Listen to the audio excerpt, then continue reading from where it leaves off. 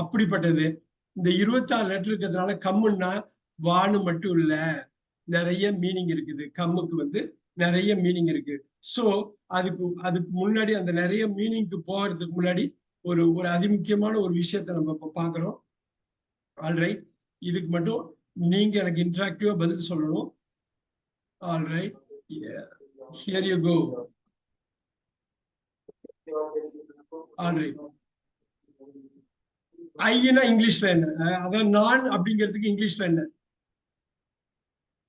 அப்படியே சொல்லலாம். நீங்க அப்படியே கடகடன்னு சொல்லணும். நீங்க இதை யார் வேணாலும் சொல்லலாம், அன்மியூட் பண்ணிட்டு சொல்லலாம். நான் சொல்லுங்க. இது ஐ. நாமுக்கு இங்கிலீஷ்ல வி. வி. நாம்.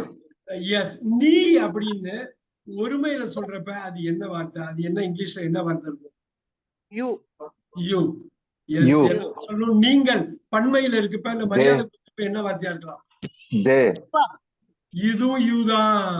பாத்துக்கீங்க, ஆங்கிலத்துல ஒரே வார்த்தைக்கு பல மீனிங் இருக்கும். அதை நம்ம பார்க்க போறோம். சோ நீங்கள்னாலும் யூ தான். எல்லாம் நோட் பண்ணிக்கீங்க. அவன், he. அவள், she. அது,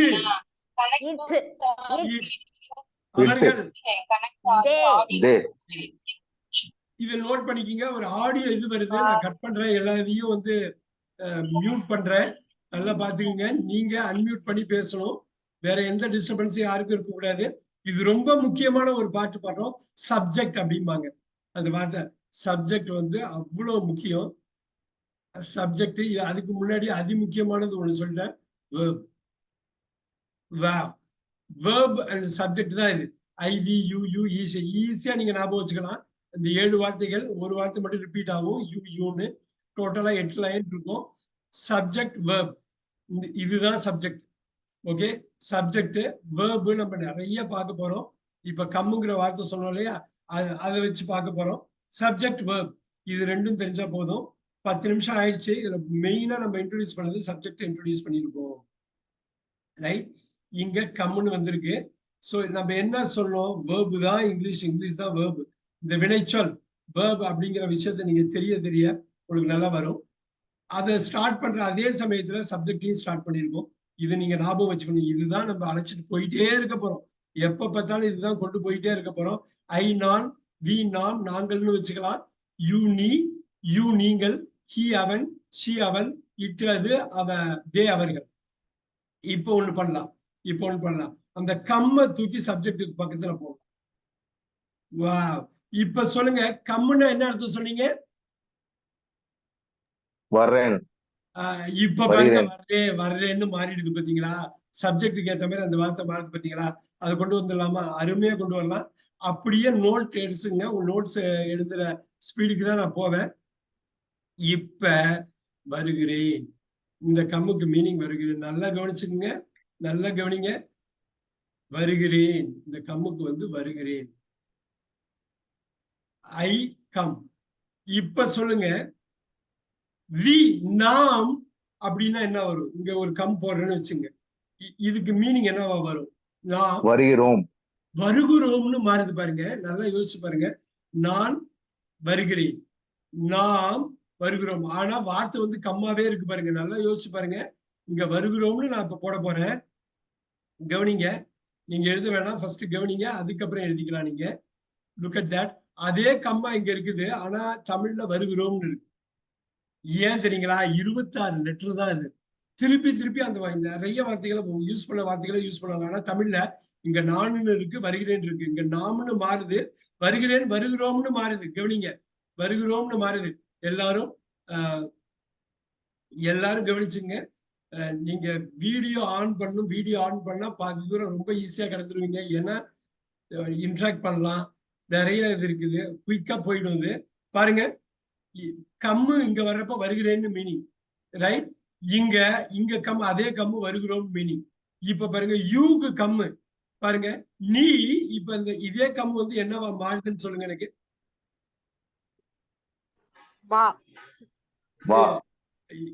வருகிறாய், நீ வர்ற, நீ வர்ற, நீ வர்ற. நல்லா பாத்துங்க. நீ வாங்கிறத விட நீ வர்ற. இதோட விளக்கம் என்னன்னு நான் சொல்றேன். இப்ப பாருங்க. அதே இது இங்க வந்து பாத்தீங்கன்னா, நீங்க வர்றீங்க, நீங்க வர்றீங்க வச்சு வருகிறீர்கள். இது வந்து மரியாதைக்குரிய தான். இது வச்சுட்டு இது கொண்டு வருவோம். நம்ம இதெல்லாம் முடிச்சுட்டு திருப்பி யூக்கு வருவோம். ஒண்ணும் பிரச்சனை இல்ல. வருவோம். இப்ப பாருங்க, இந்த யூக்கு வந்து என்னவா இருக்கும்?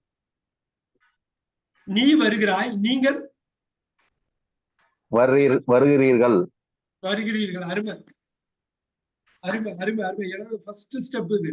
இன்னைக்கு தமிழ்ல பூந்து விளையாட போறோம். இங்கிலீஷ்ல எந்த அளவு விளையாடுறோமோ அடுத்த 3 மணி நேரம் தமிழ்லயும் பூந்து விளையாட போறோம். ஒரு வார்த்தை இங்கிலீஷ்ல வந்து அத்தனை வார்த்தைகளுக்கு சமமா இருக்கும். நல்லா பாருங்க. வருகிறா. இப்ப அவனுக்கு என்னவா இருக்கும்? இங்க தமிழ்ல சொல்லுங்க. அவன் வருகிறான். வருகிறான். வருகிறான்.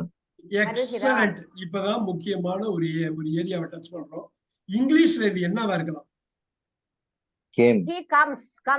அந்த எஸ் வரும் பாருங்க. நோட் பண்ணிக்கங்க. அடடா என்னது, இதுதான் ரூலு, இதுதான் ரூலு.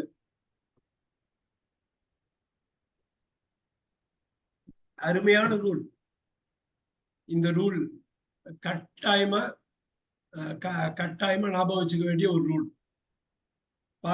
அவள் சொல்லுங்க என்னவா இருக்கும்? அவள். She comes. தமிழ்ல சொல்லுங்க. அவள் வருகிறாள். அப்ப இங்கேயும் பாருங்க கம்ஸ். வருகிறானுக்கும் கம்ஸ் தான், வருகிறாளுக்கும் கம்ஸ் தான். இங்க 2 வார்த்தை அவன் அவன்னு மாறின மாதிரி வருகிறான் மாறுது. நல்லா பாருங்க. தமிழ்ல ஒவ்வொரு வார்த்தை ஒவ்வொரு சப்ஜெக்டுக்கும் மாறுது. ஆனா இங்க 4 சப்ஜெக்டுக்கும் ஒண்ணா இருந்தது. இங்க 2க்கும் ஒண்ணா இருக்கு. அது தமிழ்ல சொல்லுங்க. அது வருகிறது. எக்ஸலண்ட். It comes. எக்ஸலண்ட். பாருங்க, வருகிறது. ஒவ்வொரு வார்த்தையும் இங்க மாறி இருக்கு பாருங்க. தமிழ் காலத்துல ஒவ்வொரு வார்த்தையும் மாறி இருக்கு. இங்க பாருங்க, கம்மு 4 வாட்டி வந்துட்டு, கம்ஸ் 3 வாட்டி வந்துச்சு. அவர்கள் என தமிழ்ல வருகிறார்கள். Excellent excellent. அவ்வளவுதான். அவ்வளவுதான் நீங்க இங்க போட போறீங்க. நோட் பண்ணிக்கீங்க. உங்களுக்கு டைம் கொடுக்குறேன். இங்கிலீஷ்ல என்ன வரும்?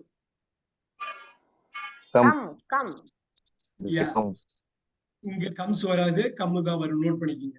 இதுதான் ஒரு ரொம்ப முக்கியமான ஒரு வார்த்தை. இப்பதான் வேர்புக்குள்ள இன்னும் நுழைய போறோம். என்ன இது என்ன இது? கம்ங்கிறாரு, திருப்பி கம்ஸ்ங்கிறது.